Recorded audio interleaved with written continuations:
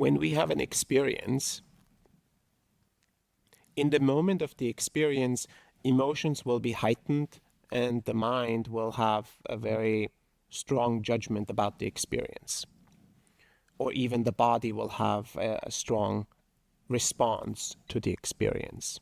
So we're having a full body experience to something that happened, a challenge.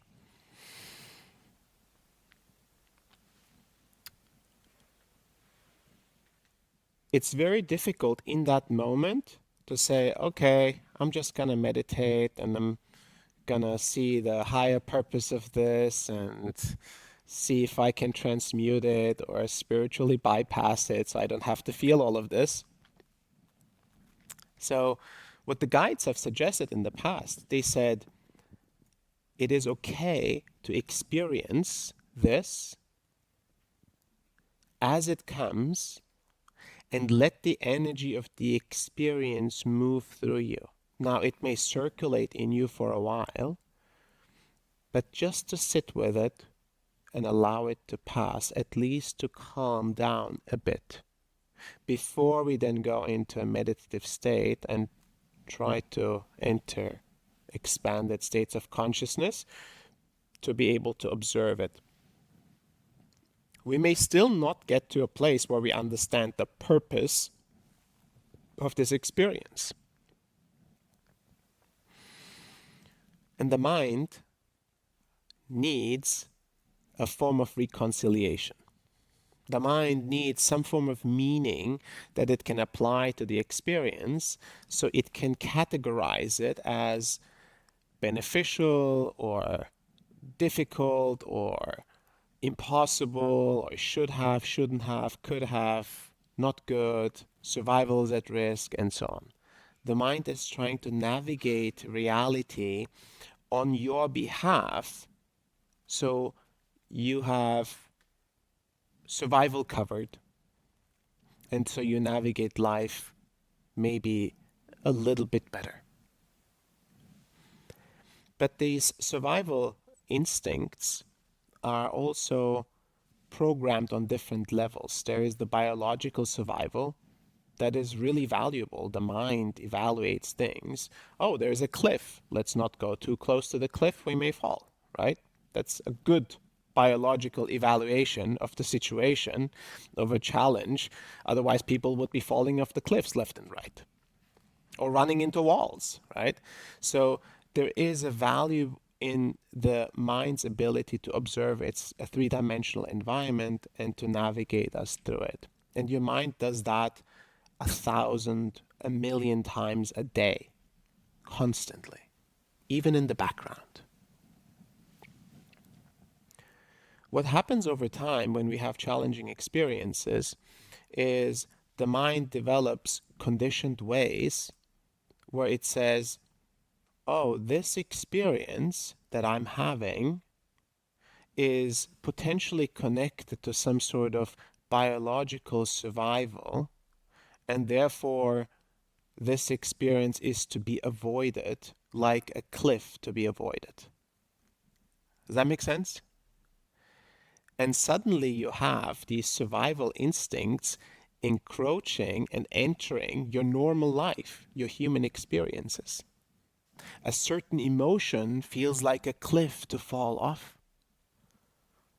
A certain way of being or a certain person, a certain quality in a person becomes like, oh, my survival will be endangered with this type of a quality around me. And the mind starts to filter reality, people, relations, human experiences in a certain way. And it creates a particular path of experience and future for you. Inherently, there is nothing wrong with that. But how much do we want a future that is narrow and limited? Some of you might say, well, it's a great thing. The mind is keeping me from uncomfortable experiences. There's nothing wrong with that. But I may challenge that and say, well, it may also keep you from actually completing experience of the past and learning cycles. It may actually narrow the possibility of the future by reducing certain experiences out of your possibility field. And it doesn't even guarantee that it won't happen, as you have probably noticed. Even if the mind starts to filter things out of your reality, they have a way of finding their way back into your life somehow. Like, oh man, I have to develop even better coping mechanisms to navigate that type of reality. But that's also an endless game that you play with the mind against reality. So once the experience and the intensity of the experience, the emotions have settled a bit, you enter into a state of observation. You witness yourself as everything that you are, everything that you're feeling, everything that has happened, how it feels in the body, in the heart, in the mind. And you see, where does this observation lead you to? It may lead you to a moment in your childhood. It may lead you to an experience or a memory you don't even remember having had. It may lead you to a past life memory, flashes, maybe of being in conflict, or flashes of losing a loved one. These type of memory flashes are also important. Now, we don't need to really understand them, but they come to surface because now you created the space for it. And somehow they start to integrate in your mind. We may have realizations, say, oh, I've experienced being in war and having to kill. And I've experienced my loved ones dying at war. Or I've experienced losing a loved one in a very painful way. And that experience is coming up in another momentary experience. The purpose of all of this ecosystem, this design, is to get us to realizations. Realizations are good, because once the realization comes into place and locks into place, a certain cycle completes.